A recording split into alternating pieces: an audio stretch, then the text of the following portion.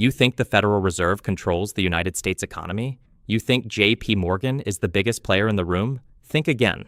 The headlines you see on your screen are designed to keep your eyes on the wrong stage. While everyone is arguing about interest rates and inflation data, there is a silent monster lurking in the basement of the global financial system. There is a $65 trillion hidden shadow banking system with no CEO, no physical address, and zero oversight.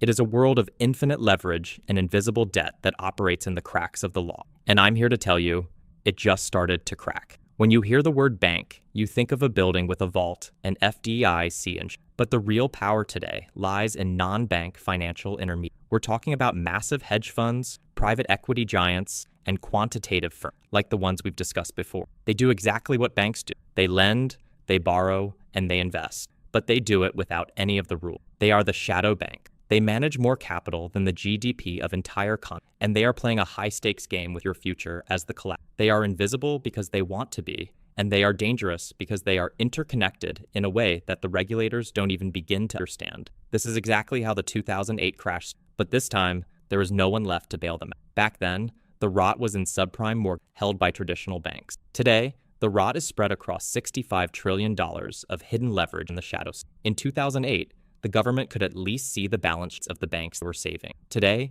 the debt is held in offshore accounts and complex derivatives that don't appear on any pub. It's a blind spot, the size of the entire globe. If one of these shadow giants falls, it triggers a margin call that will liquidate everything in its path. And the Federal Reserve won't even know who to send the check to until the smoke clears. The mechanism is simple and lethal: hidden leverage. When a normal bank borrows money, it has to prove it has enough capital to back it up. But in the shadow world, they use rehypothecation. They take $1 of collateral and use it to back $10, $20, or even $50 of debt. It's a house of cards built on a foundation of air. As long as the markets stay calm, the machine grinds out billions in profit. Но как только волатильность подскакивает, или одна крупная сделка идет не по плану, алгоритмы начинают deleverage. Они начинают распродавать все подряд, чтобы закрыть. И когда 65-триллионный пытается жить в одну ус, он раздавливает всех, кто стоит на пути, включая твой безопасный портфель. You think your money is safe because you don't trade complex derivatives. But wait until you see which safe retirement is actually the biggest gambler. I'm talking about pension funds and insurance. In their desperate search for yield in a world of high inflation, they have moved billions of dollars out of boring bonds and into these high-risk shadow.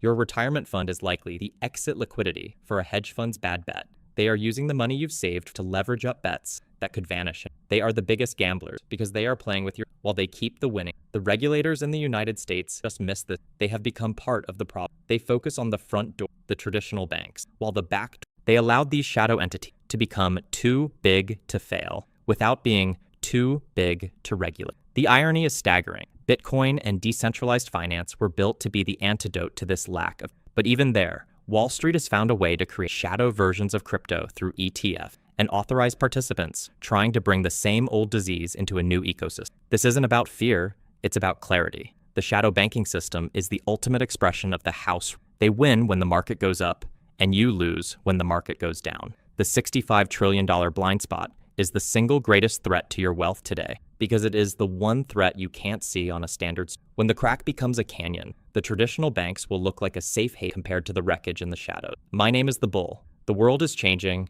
and the old map is. I'm showing you the terrain that they don't want you to see. Don't be the one caught in the blind spot when the lights go. Like the video if you want me to name the specific firms that are over-leveraged right now. I'll see you in the next one. Stay sharp, stay cold, and keep your eyes